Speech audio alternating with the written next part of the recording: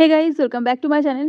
আজকে এই ভিডিওতে আমি তোমাদের সাথে 2025-এর এএনএম জিএনএম এন্ট্রান্স এক্সামের প্রিপারেশন স্ট্র্যাটেজি নিয়ে কথা বলবো। তুমি যে কোনো এক্সামই কোয়ালিফাই করতে চাও না কেন, প্রত্যেকটা এক্সামের একটা স্পেসিফিক স্ট্র্যাটেজি রয়েছে, কারণ সব এক্সামের যে প্যাটার্ন, কোয়েশ্চেন প্যাটার্ন বলো, কোয়েশ্চেনের লেভেল বলো, সব কিছু কিন্তু সেম হয় না।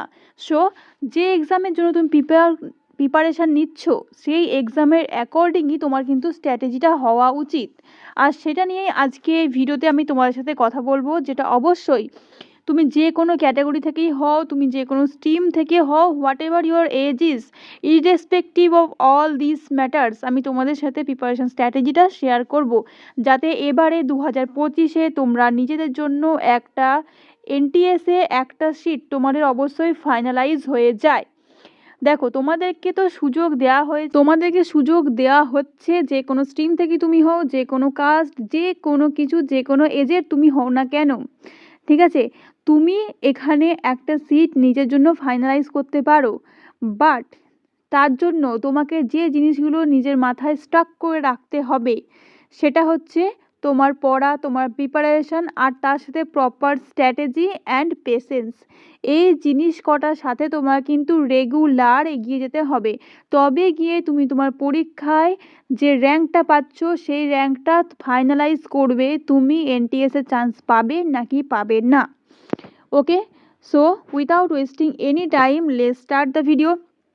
দেখো, প্রথমত আমি বলবো, যেহেতু এখানে দুটো কোর্স রয়েছে, ANM and GNM, and for both the course there is a single entrance exam, ঠিক আছে, যেখান থেকে তোমাদের নিজেদের সিলেক্ট করতে হবে which one you want to choose, ঠিক আছে, either ANM or GNM, but for that different ranks are necessary. যেমন তুমি বলবে, দিদি এএনএম এর জন্য কীরকম র্যাঙ্ক, জিএনএম এর জন্য কীরকম র্যাঙ্ক। দেখো, এখন যে পরিস্থিতি চলছে সেই অনুযায়ী তোমরা যদি চাও এএনএম করতে, তাহলে তোমাদেরকে খুবই কাছের দিকে র্যাঙ্ক করতে হবে, এবং জিএনএম করতে হলে তুমি যদি 1000-এর ওপরেও র্যাঙ্ক করো, সেক্ষেত্রে জিএনএম এর সিট তুমি অবশ্যই পেয়ে যাবে, but for ANM you have to secure a rank less than 1000। Okay, so we know the syllabus and the question pattern. According to the latest question pattern, তোমাদের লাইফ সায়েন্স থাকে কত নম্বরে? 50 নম্বরের, and this carry the maximum marks. So তুমি যখন preparation start করছো, তোমাকে অবশ্যই লাইফ সায়েন্সটাকে বেশি জোর দিয়ে পড়তে হবে। তার সাথে আরও একটা কথা বলি, দেখো, লাইফ সায়েন্স 50 নম্বর লাইফ সায়েন্সে আছে বলে আমি লাইফ সায়েন্সটাকে ম্যাক্সিমাম টাইম পড়ে আছি, বাকি সাবজেক্টগুলোকে টাইম দিচ্ছি না, সেটা করলে কিন্তু হবে না। এখন থেকেই যারা প্রিপারেশান স্টার্ট করছো, তাদের জন্য খুবই হেল্পফুল হবে, কারণ তারা কিন্তু হাতে অনেকটা সময় পাবে। তো এই টাইম পিরিয়ডটাও কিন্তু ডিফাইন করবে তোমার প্রিপারেশানটা কেমন হবে শেষ পর্যন্ত, সেটা। তো আমি এটাই বলবো, তোমরা এখন থেকে প্রিপারেশান স্টার্ট করে দাও, যাতে পরীক্ষা আস্তে আস্তে তোমাদের সমস্ত প্রিপারেশান, সমস্ত রিভিশন, সমস্ত সিলেবাস কমপ্লিট হয়ে যায়, কভার হয়ে যায়। So we are talking about life science. So life সায়েন্সের ক্ষেত্রে আমি তোমাদের বলবো, ক্লাস 9 আর ক্লাস 10-এর যে বই তুমি ফলো করছো, whatever book you are following, doesn't matter, but সেই বইটাকেই তুমি থরলি ফলো করো, অ্যাটলিস্ট 3 to 4 টাইমস রিভিশন কিন্তু মাস্ট, ঠিক আছে। তুমি গোটা বই পড়ে নিলে, but you didn't revise it for once for twice, you will remember nothing. তুমি যদি একবার কমপ্লিট করো, ঠিক আছে, তারপরে তুমি যখন রিভাইজ করবে, জিনিসগুলো আরও বেশি ভালো করে মেমোরাইজ হবে। আর এখানে সব কিছুই কিন্তু তোমার মেমোরি বেসের ওপরই ডিপেন্ড করছে। সেই জন্য বলছি, এখন থেকে প্রিপারেশান স্টার্ট করো। লাইফ সায়েন্সটা অ্যাটলিস্ট তোমরা এখন থেকেই প্রিপারেশান নিতে শুরু করে দাও, কারণ লাইফ সায়েন্সের সিলেবাসটাও অনেক বড়, আর এখন কিন্তু লাইফ সায়েন্স থেকে ওই রকম পাতি কোয়েশ্চেন আসে না, যে ফট করে একটা কোয়েশ্চেন এলো, যে আর কিন্তু এরকম কোয়েশ্চেন আসবেও না, আমার যেটুকু মনে হয়, যে প্রত্যেকবার তো একই কোয়েশ্চেন রকমের লেভেলটা তোমরা দেখছো, 21 থেকে শুরু করে 24 পর্যন্ত যদি তোমরা কোয়েশ্চেনের প্যাটার্নটা দেখে থাকো, 21 থেকে শুরু করে 24 পর্যন্ত, তাহলে দেখবে কোয়েশ্চেনের যে লেভেল, সেটা কিন্তু অ্যাকর্ডিংলি হাই হয়েছে, ঠিক আছে। 2021 থেকে 2024 পর্যন্ত 21-এ কোশ্চেন ছিল একদম পাতি, তারপরে 22-23-এর কোশ্চেনটা বেশ ভালো রকম কঠিন হয়েছিল, তারপর 24-এর কোশ্চেনটাও কিন্তু স্ট্যান্ডার্ডই ছিল। সো 2025-এও আমরা সেরকমই এক্সপেক্ট করতে পারি, যে খুব ইজি কোয়েশ্চেন কিন্তু হবে না। So remembering that, start year preparation. Life science তোমরা ক্যাটাগরি 1 আর ক্যাটাগরি 2 দু রকমেরই কোশ্চেন পাবে। ক্যাটাগরি 1 যদি তুমি পেরেও যাও, but if you don't have the proper knowledge, তুমি কিন্তু ক্যাটাগরি 2 এ প্রপারলি আনসার করতে পারবে না, বিকজ ক্যাটাগরি 2 তে কিন্তু তোমাদের কনসেপচুয়াল কিছু জিনিস আসতে পারে। আরেকটা কথা বলবো, তোমরা পড়ার সাথে সাথে অবশ্যই কিছু সেলফ নোটস রেডি করবে, ঠিক আছে? সেলফ নোটস কিন্তু রেডি করবে। এবং যে জিনিসটা তুমি পড়ছো, লাইফ সায়েন্স হোক, ফিজিক্যাল সায়েন্স হোক, তোমার মনে হচ্ছে এটা ইম্পর্টেন্ট, বা তোমার যদি মনে হচ্ছে যে এই জিনিসটা আমি বারবার ভুলে যাচ্ছি, এরকম তো হতেই থাকে, আমাদের সব জিনিস একই রকমভাবে আমরা মেমোরাইজ করতে পারি না।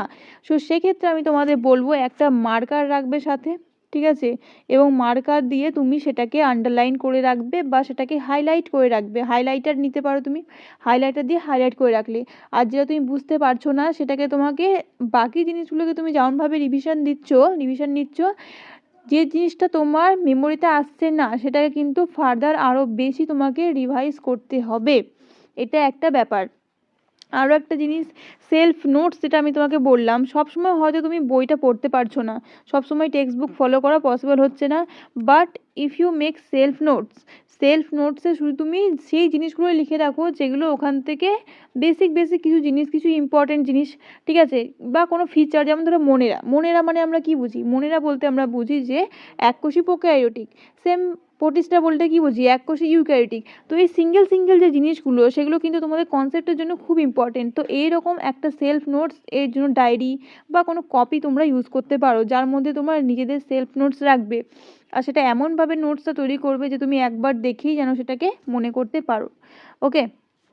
আর সেই সেলফ নোটসটা খুব বেশি বা লেন্দি হওয়ার দরকার নেই, কারণ ওই সেলফ নোটস তোমাকে যাতে সঙ্গে মেমোরাইজ করিয়ে দেয় যে তুমি এখানে কি বলতে চাইছো। অল্প জায়গার মধ্যে কয়েকটা জিনিস লিখে তুমি সেটাকে যাতে ভাস্ট নিজের মধ্যে করে নিতে পারো, সেরমভাবে কিন্তু সেলফ নোটস তৈরি করবে।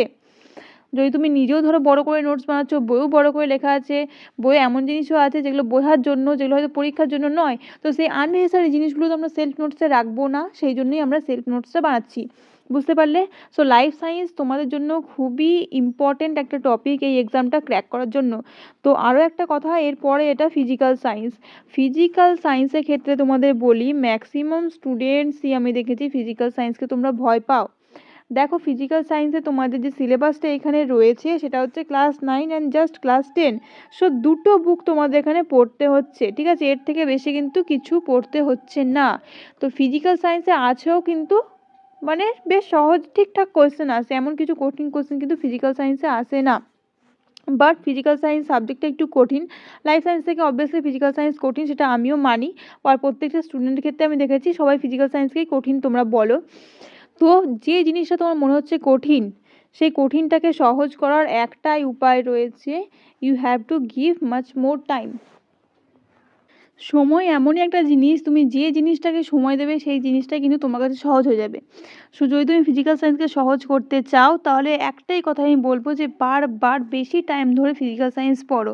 আদারওয়াইজ আর কোনো উপায় নেই, কোনোভাবেই তুমি এটাকে সহজ করতে পারবে না। তোমার প্রবলেম, সেই জন্য তোমাকেই সেটা সলভ করতে হবে, বারবার রিভাইজ করতে হবে। দেখবে এরমভাবে কয়েকদিন তুমি 1 সপ্তাহ 2 সপ্তাহ এইভাবে বারবার রিভিশন করে পড়ো, অল্প টপিক পড়ো। যে তোমার যদি ফিজিক্যাল সায়েন্সে প্রবলেম থাকে, তুমি একবারে 4 পেজ পড়ার তোমার দরকার নেই। তো এখন অনেক সময় রয়েছে, enough, more than enough time রয়েছে। সো তুমি 2 পেজ করে, তাও যদি না পারো তুমি 1 পেজ করে পড়ো।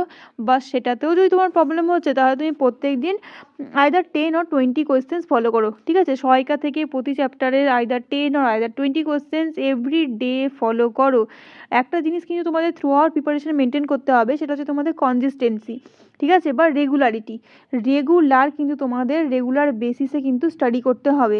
একদিন পড়লাম বা 1 সপ্তাহ পড়লাম, ব্রেক নিলাম, আবার পড়লাম, এই জিনিসটা কিন্তু তোমরা করবে না। কারণ তোমরা জানো অনেক স্টুডেন্টস, লক্ষ স্টুডেন্টস কিন্তু এই পরীক্ষার তোমাদের যাদের ফিজিক্যাল সায়েন্সে স্পেশালি প্রবলেম রয়েছে, তাদেরকে আমি একটাই কথা বলবো যে তারা প্রথমে বুক ফলো করো, টেক্সট বুক, ঠিক আছে? যে কোনো নোটস বা কোনো কিছু ফলো করার আগে সেটাকে বই থেকে আগে পড়ো, বইয়ে জিনিসটা একটু বোঝানোর মতো করে দেওয়া থাকে, তারপরে তুমি সেখান থেকে কোশ্চেন আনসারগুলো অ্যাটেন্ড করো। তুমি যদি প্রথমেই কী করো, কোশ্চেন আনসার পড়তে শুরু করে দাও, বইটা একবারও ফলো না করো, তাহলে সেখান থেকে যে কনসেপ্টগুলো, সেগুলো তোমার ক্ষেত্রে ক্লিয়ার থাকবে না। তো সেই জন্য you need to read textbook first, ঠিক আছে, তারপরে সেখান থেকে কোয়েশ্চেন অ্যান্সার। যদি কোয়েশ্চেনগুলো এখন ভালো করে দেখে থাকো, ধরো একটা সিম্পল কোয়েশ্চেন আমি লাইফ সায়েন্সের ক্ষেত্রে যদি বলি যে প্রথম দিকে কেমন কোয়েশ্চেন আসতো এইরকম যে প্রোটিনের গঠনগত একক কী, বা দুটো যখন প্রোটিন তৈরি হয় তো দুটো অ্যামাইনো অ্যাসিডের মাঝে কী বন্ড থাকে, কিন্তু এখন তোমরা যদি 2024 কেউ পরীক্ষা দিয়ে থাকো তো দেখবে সেখানে একটা কোয়েশ্চেন ছিল যে নিম্নোক্ত কোন মূলকটি বা কোন বর্গটি অ্যামাইনো অ্যাসিডে প্রেজেন্ট থাকে না। তার মধ্যে অপশান ছিল বন্ড NH2, বন্ড COOH, আর ছিল হচ্ছে বন্ড CN এবং ছিল বন্ড OH, ঠিক আছে। তো এটা তুমি যদি না জানো অ্যামাইনো অ্যাসিডের ক্লাসিফিকেশান তাহলে তুমি অবশ্যই আনসারটা করতে পারবে না। সো এখন যে স্টাডিটা তোমাদের করতে হবে সেটা কিন্তু অবভিয়াসলি তোমাদের বই ফলো করতেই হবে। আর শুধুমাত্র তোমরা যদি বলো যে ক্লাস 10 বা ক্লাস 9-এর বইটি ফলো করলে হয়ে যাবে তা নয়, ক্লাস 11-এর যে বইটা রয়েছে বায়োলজি, ঠিক আছে, সেখান থেকেও তোমরা চাইলে কিছু কিছু জিনিস ওখান থেকে নিয়ে কিন্তু আলাদা করে পড়তে পারো। যে সিলেবাস তোমাদের রয়েছে, যে সিলেবাসটা তোমাদের আছে সেই সিলেবাসের অ্যাকর্ডিং সেই টপিকগুলো অ্যাটলিস্ট তোমরা একবার করে হলেও কিন্তু ওই বই থেকে যদি টাইম পাও পড়তে পারো, কারণ ওখানে জিনিসগুলো আরেকটু কিন্তু লার্জ এক্সটেন্টে দেওয়া রয়েছে, মানে তোমাদের বুঝতে ওখানে সুবিধা হবে, প্লাস অনেক কিছু এক্সট্রা জিনিস তোমরা ওখান থেকে পাবে, ঠিক আছে। যেমন ধরো এই কোশ্চেনটা আমি এখন বললাম, এই ক্লাসিফিকেশনটা যদি কেউ অ্যামাইনো অ্যাসিডের ক্লাসিফিকেশন না জানে তাহলে এটা কীভাবে করবে। তো এবার থেকে কিন্তু খুবই ইম্পর্টেন্ট হয়ে গেছে এই জিনিসগুলোকে কিন্তু মানে বুঝে পড়তে হবে। এমন নয় যে দেখো তুমি যতই কোয়েশ্চেন পড়ো না কেন, ঠিক আছে, তুমি যদি 1000টা কোয়েশ্চেন পড়ো আর কেউ যদি বই পড়ে তো যে বই পড়বে সে কিন্তু অবশ্যই তোমার থেকে এগিয়েই থাকবে। তো বই পড়াটা সবার আগে মাস্ট একটা ক্রাইটেরিয়া এক্সাম ক্র্যাক করার জন্য। যে কোনো এক্সাম তুমি দাও, যে কোনো এক্সামের জন্য যে কেউ প্রিপেয়ার করুক না কেন, সেটা যে কোনো এক্সাম হোক, NM JNM হোক, WBP হোক, হোয়াট এভার এক্সাম, দেখবে প্রত্যেকে কিন্তু কিছু না কিছু বই ফলো করে, কেউ কিন্তু শুধুমাত্র নোটসের ওপর ডিপেন্ড করে এক্সাম দেয় না। সার্টেন বুক কিন্তু সবার একটা স্পেসিফিক বুক থাকে, ঠিক আছে, সেখান থেকে কিন্তু প্রিপারেশন করে। তোমাদেরও সেরকম লাইফ সায়েন্স হোক, ফিজিক্যাল সায়েন্স হোক, স্পেসিফিক যে বইগুলো রয়েছে সেই টেক্সট বইগুলো তোমাদেরকে আগে ফলো করতে হবে। আর তারপরে তোমরা যদি চাও তো মক টেস্টগুলো তো অ্যাটেন্ড করতেই হবে পরের দিকে, বাট এখন যে টাইমটা তোমাদের হাতে রয়েছে, এখন এই টাইমটা শুধুমাত্র তোমাদের পড়ার জন্য। এই টাইমটা তোমরা এখন পড়ো, মক টেস্ট তোমরা এখন কিন্তু নেওয়াটা আমার মনে হয় যে একটু ভুল হবে, কারণ আগে তোমাদের কাজ হচ্ছে নিজেদের প্রিপারেশনটাকে পুরোপুরি করা। এখন যদি তোমরা একটা ফুল মক টেস্টও অ্যাটেন্ড করো, যারা হচ্ছে একদমই নিউ ফ্রেশার, যারা ফার্স্ট টাইম এবারে তোমরা এক্সাম দেবে, তাদের মধ্যে যদি কেউ এখনই মক টেস্ট অ্যাটেন্ড করতে যাও তো সেক্ষেত্রে কী হবে, তোমার মাইন্ড কিন্তু নেগেটিভ হয়ে যাবে, কারণ তোমার প্রিপারেশান যেহেতু এখন তুমি বই থেকে ঠিকঠাক করে পড়োনি, তো এখন যদি তুমি মক টেস্ট করতে যাও মক টেস্টের বেশিরভাগ আনসারই তুমি পারবে না, তখন তো আর মনে হবে যে তোমার প্রিপারেশনটা ঠিক নেই। তাই জন্যই আমি বলছি যে নিজেকে ডিমোটিভেট করার জন্য এখনই তোমরা কোনো রকমের মক টেস্ট অ্যাটেন্ড করো না, আগে নিজেদের প্রিপারেশনটাকে ঠিক করো, দেন তোমরা মক টেস্ট অ্যাটেন্ড করো। কারণ তোমাদের সিলেবাস কিন্তু যে খুব ছোট তা কিন্তু নয়। লাইফ সায়েন্স নিজে একটা ভাস্ট সিলেবাস, তার সাথে ফিজিক্যাল সায়েন্স রয়েছে। সিলেবাসের কথা চলো বাদই দাও, লাইফ সায়েন্সের মধ্যে যা কিছু পড়ে তোমাদের কিন্তু সমস্ত কিছু এখানে পড়তে হবে, ঠিক আছে। ফিজিক্যাল সায়েন্সও তাই ক্লাস 9 ক্লাস 10-এর মধ্যে যা রয়েছে, কিন্তু লাইফ সায়েন্স কিন্তু ক্লাস 9 আর ক্লাস 10-এর বাইরেও বেরিয়ে যাচ্ছে। তো এই জিনিসটা ভেবে যদি তোমরা বসে থাকো যে শুধুমাত্র ক্লাস 9 আর ক্লাস 10 পড়বো তাতেই আমার এক্সাম কোয়ালিফাই হয়ে যাবে, সো ইউ আর রং, ঠিক আছে। তার সাথে ইংলিশ, জিকে, রিজনিংটা চলো বাদ দিলাম, কারণ রিজনিংয়ের যে ব্যাপারটা সেটা মানে কঠিন তো নয়, সহজ আছে। তো রিজনিং ম্যাক্সিমামই কিন্তু সবাই করে নিতে পারে, বাট ফিজিক্যাল সায়েন্স আর লাইফ সায়েন্সের যে মেজর পার্টটা রয়েছে সেই জিনিসটা কভার করা তোমার জন্য এখন খুবই প্রয়োজন। যে টাইমটা এখন তোমরা পাচ্ছ সেই টাইমটা শুধুমাত্র তোমরা আগে বই পড়ে নাও, তারপরে যখন পুরোপুরি বই পড়া কমপ্লিট, তোমাদের রিভিশন কমপ্লিট, অ্যান্ড দেন তখন তোমরা মক টেস্ট করবে। যারা মনে করছো যে এখনই এই মক টেস্ট অ্যাটেন্ড করবো, এখনই দেখবো মক টেস্ট থেকে কত পাচ্ছি, অবশ্যই আমি 100% তোমাদের একটা কথা বলে দিতে পারি যে তোমাদের মনের মধ্যে কিন্তু নেগেটিভিটি ডেভেলপ করবে, ঠিক আছে, যে ব্যাপারটা আমি তোমাদের এখনই বুঝিয়ে বললাম। সো ইংলিশ আর ম্যাথের জন্য আমি তোমাদের বলবো, ম্যাথ কিন্তু হচ্ছে পুরোপুরি প্র্যাকটিসের ব্যাপার, ঠিক আছে। ম্যাথের কোনো একটা সূত্র আমি জেনে গেলাম আর পরীক্ষায় গিয়ে সেই সূত্র অনুযায়ী অঙ্ক করে দিলাম, সেটা কিন্তু হবে না। আর এই মুহূর্তে যদি দাঁড়িয়ে কেউ ভাবে শুধুমাত্র আমি লাইফ সায়েন্স, ফিজিক্যাল সায়েন্স পড়বো, ম্যাথ করবো না, ইংলিশ করবো না, বা যে কোনো একটা topic, life science, physical science, English, math, ঠিক আছে, রিজনিং তো সবাই করেই ফেলে মোটামুটি, রিজনিংটাকে আমি এখানে বাদ দিলাম। তো এই চারটের মধ্যে যদি তুমি ভেবে রেখেছো লাইফ সায়েন্স পড়বো, ম্যাথ পড়বো, ইংলিশ করবো, ফিজিক্যাল সায়েন্স করবো না, বা কেউ যদি ভেবে থাকে লাইফ সায়েন্স আর ফিজিক্যাল সায়েন্স করবো, ম্যাথ ইংলিশ করবো না, এই রকম যাদের যদি কারোর মেন্টালিটি থেকে থাকে, তাহলে আমি আগের থেকে বলে দিচ্ছি তোমাদের জন্য কিন্তু এই এক্সামটা ক্র্যাক করা খুবই কঠিন হয়ে যাবে। কারণ এখন যে পরিমাণে নাম্বার দরকার হচ্ছে, তুমি যদি জেনারেল ক্যান্ডিডেট হও, তুমি যে ক্যান্ডিডেটই হও চলো, যে তোমাদের ক্যাটাগরি ছাড়াই আমি বলছি, অ্যাটলিস্ট তোমাদের কিন্তু 75 মার্কস এখন মাস্ট লাগবেই। তুমি এএনএম বলো, জিএনএম বলো, তুমি যদি একদম সিকিউরলি চান্স পেতে চাও, তো 75 মার্কস তোমার কিন্তু অ্যাচিভ করতেই হবে। আর আমার মনে হয় না যে, যদিও এরকম হয়ও, হতেও পারে, না হওয়ার কিছু নেই, কেউ যদি লাইফ সায়েন্সে ফিজিক্যাল সায়েন্স শুধু পড়ে থাকে এবং ধরো রিজনিং করেছে, লাইফ সায়েন্সে 50-এ 50 পেলো, ফিজিক্যাল সায়েন্সে 25-এ 25 আর রিজনিংয়ে 5, তার মানে হচ্ছে 25 আর 30-এ 80, যদি এরকম হয় তো ভালো। কিন্তু আমার মনে হয় যে এটা একটু কঠিনই, লাইফ সায়েন্সে 50-এ 50 পাওয়া আর ফিজিক্যাল সায়েন্সে 25-এ 25 পাওয়া। সো লাইফ সায়েন্স যদি আমি বলি, তুমি 50-এর মধ্যে 40ই পেলে ম্যাক্সিমাম, এবং ফিজিক্যাল সায়েন্সে 25-এ তুমি 20 পেলে, ঠিক আছে, 25-এ তুমি 20 পেলে, এবং ধরো 5-এ 5ই পেলে রিজনিংয়ে, ইংলিশ আর ম্যাথ তুমি ধরো বাদ দিয়েছো, তাহলে এখানে টোটাল মার্কস তোমার কত হচ্ছে দেখো, 60 আর 5-এ 65। তাহলে তোমার কি মনে হয় এই 65 পেয়ে কি তুমি এক্সাম ক্র্যাক করে ফেলবে? Obviously not, this is not possible. এই নাম্বারে তুমি কিন্তু এখন আর এএনএম বলো, জিএনএম বলো পাবে না। So two secure a good rank তোমার কিন্তু প্রত্যেকটা সাবজেক্ট পড়তে হবে, আর এখন থেকে যারা প্রিপারেশান শুরু করছো না, তাদের কিন্তু পরে রিগ্রেট করতে হবে, আর এটা করতে হবেই। এবং তোমাদের কথা বলি একটা, দেখো যারা আগে থেকে পরীক্ষা দিয়েছে তাদের প্রিপারেশান কিন্তু অনেকটা আগে থেকেই হয়ে রয়েছে। সো যারা নিউ, ঠিক আছে, ফ্রেশার্সলি যারা পরীক্ষা দিচ্ছ, তাদের ক্ষেত্রে আমি বলবো তোমরা অবশ্যই এখনই প্রিপারেশান স্টার্ট করে দাও। কারণ যদি মার্চের লাস্টে ফর্ম ফিল আপও হয়, ম্যাক্সিমাম স্টুডেন্ট আমি জানি ফর্ম ফিল আপের পরেই তারা প্রিপারেশান স্টার্ট করে, এটা প্রত্যেকবার থেকেই হয়ে আসছে, এবারও তো নতুন কিছু ঘটবে না, সবাই তোমরা একই কাজ করো। তো সেক্ষেত্রে যারা মনে করছো ফর্ম ফিল আপের পর তোমরা প্রিপারেশান স্টার্ট করবে, তাদের ক্ষেত্রে আমি বলি তোমরা সময় পাবে হাতে এপ্রিল, মে এবং জুন, এই 3টে মাস, ঠিক আছে। দেখো, প্রিপারেশান নেওয়া আর প্রিপারেশান ভালো করে নেওয়ার মধ্যে একটা ডিফারেন্স রয়েছে। তুমি শুধুমাত্র যদি নামের জন্য প্রিপারেশান নাও, হ্যাঁ আমি প্রিপারেশান নিচ্ছি এক্সাম ক্র্যাক করার জন্য, সেটা কিন্তু এনাফ নয়। যদি পড়তেই হয় তুমি পাওয়ার মতো করেই পড়ো। এই 3 মাসের মধ্যে যদি সিলেবাস কমপ্লিট করতে পারো তো ভালো, কিন্তু আমার মনে হয় 3 মাস সময়টা কম এই এক্সাম প্রিপারেশান। কাউকে যদি বলা হয় যে সিলেবাসটা কমপ্লিট করতে, সে সিলেবাস হয়তো কমপ্লিট করে দিল 3 মাসে, বাট সিলেবাস কমপ্লিট করাটা এখানে আমাদের গোল নয়।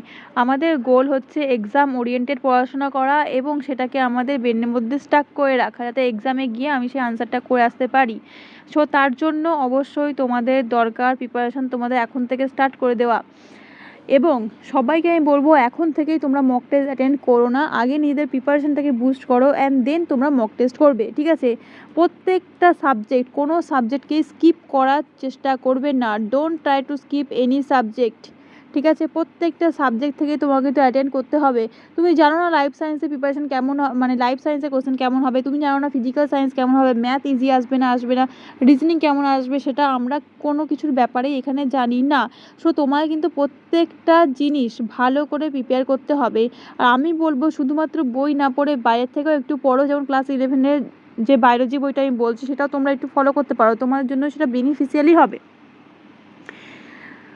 নিজেকেও তুমি অ্যাডভান্স করতে চাও, তাহলে তোমাকে কষ্টটাও কিন্তু একটু বেশিই করতে হবে। সবার মতো করে যদি তুমি প্রিপারেশান নাও, তাহলে তুমি কিন্তু সবার মতোই নাম্বার পাবে। আর যদি প্রিপারেশান নিতেই হয়, তাহলে অ্যাভারেজ এরকম নাম্বার পেয়ে তো কোনো লাভ নেই।